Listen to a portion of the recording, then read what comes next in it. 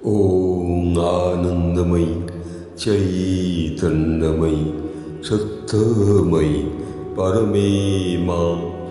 ॐ नमो भगवती শ্রী অরবিন্দায় নমঃ। আমাদের আজকে শ্রী অরবিন্দের সাবিত্রী অনুধ্যানে সর্বসমাধান এই পর্ব ষষ্ঠ সর্গ থেকে নেওয়া।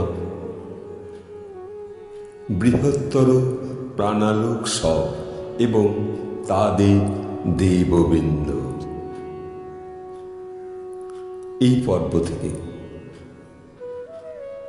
এখানে শ্রী অরবিন্দ তার সাবিত্রী মহাকাব্যে সুন্দরভাবে প্রকাশ করেছেন ইংরাজিতে, আর আমাদের প্রিয় শ্রদ্ধেয় নলিনীকান্ত গুপ্ত তিনি করেছেন কি, সেইটি বাংলায় অনুবাদ করে আমাদের বুঝবার যে সুন্দর প্রকাশ তা তিনি আমাদের দান করেছেন। এখানে বলছেন, প্রথম ব্যর্থতার পরে দেখা দেয় বুঝি ভোরের অস্পষ্ট আশা। এই প্রভাতের যে আশা,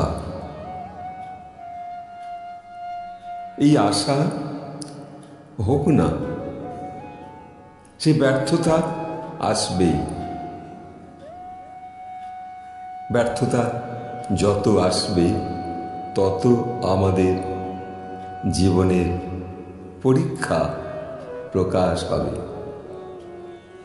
প্রতিটা ব্যর্থতা, যদি আমি বলি, এই ব্যর্থতাগুলো এক একটা পরীক্ষা, আর এই পরীক্ষাগুলোকে ওভারকাম করে যেতে হবে, সে যে কর্মই হোক না কেন। প্রত্যেকটা ব্যর্থতা আমাদের এক একটা শিক্ষা দিয়ে যায়। কত রকমভাবে আমরা বিভিন্ন ব্যর্থতা দেখেছি। সেই রবার্ট ব্রুস যখন তার সেই যুদ্ধে হেরে যাওয়ার পর গভীর বনে গিয়ে যখন বসলেন, তখন দেখছেন যে একটি স্পাইডার বারবার উপরে উঠবার চেষ্টা করছে। তারপর একবার ঠিক 7 বারের বাদ উঠে গেল। রবার্ট ব্রুস দেখলেন, তাই তো, আমি হেরে গেছি না, এই হারগুলো, এই ব্যর্থতাগুলো আমাকে শিক্ষা দান করেছে। তারপর তিনি আবার জয়ী হলেন। ঠিক তেমনি শ্রীমা শ্রী অরবিন্দের যে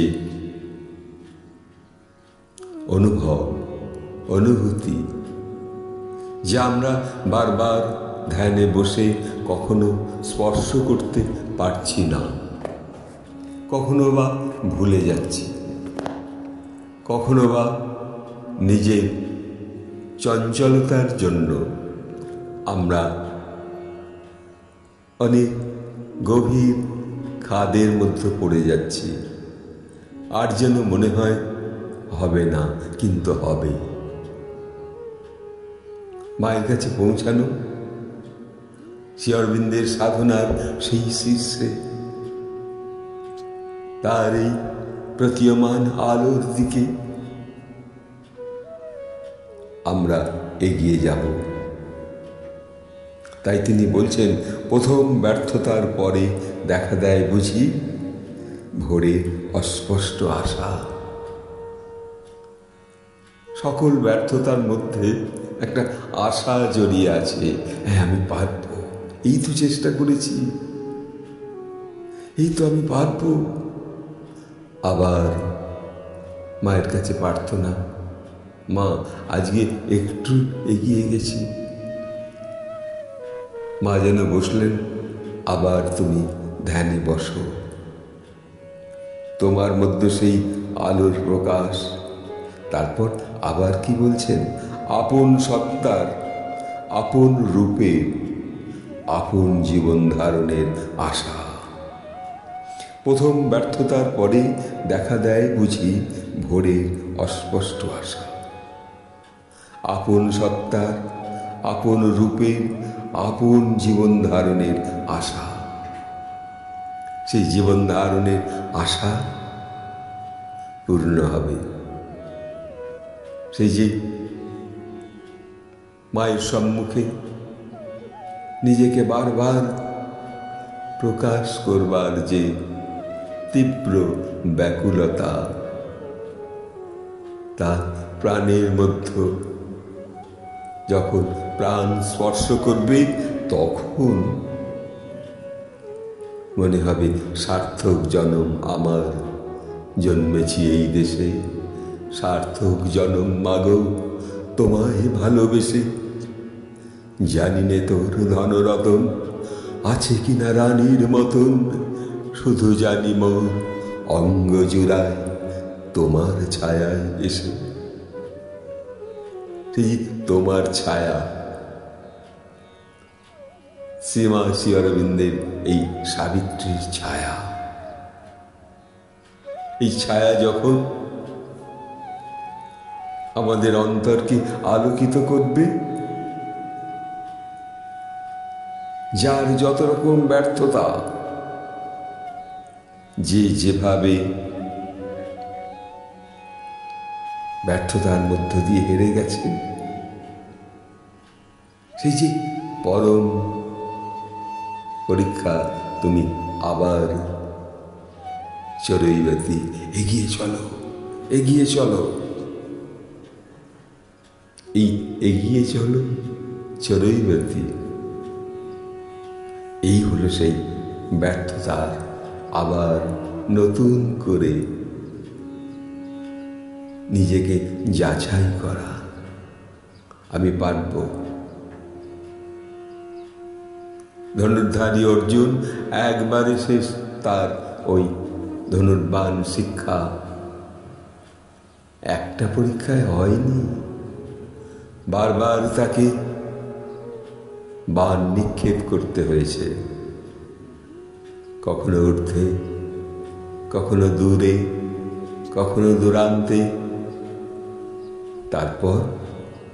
তারপর সেই অর্জুনের মতো ধনুর্ধারী নিজেকে রক্ষা করতে পেরেছেন।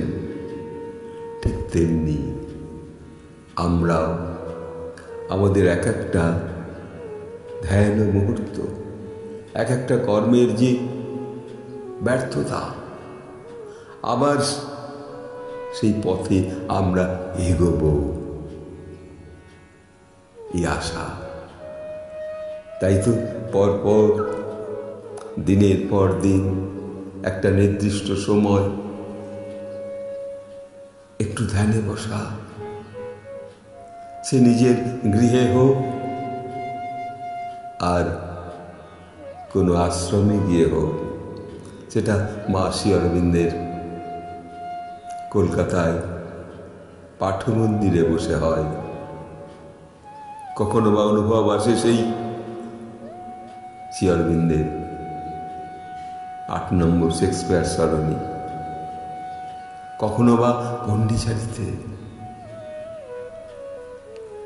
তখন মনে হয় দেহ মন প্রাণ যেন একটা ভরপুর আনন্দময় শক্তির চার্জে পূর্ণ হল। তাই এখানে বলছেন, প্রথম ব্যর্থতার পরে দেখা দেয় বুঝি ভোরের অস্পষ্ট আশা।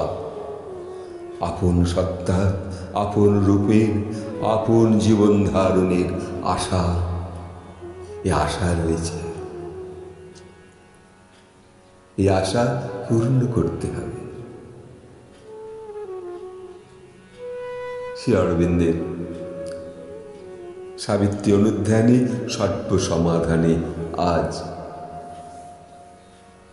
হাফ সেঞ্চুরি 51তম পর্বে মা মহামায়া,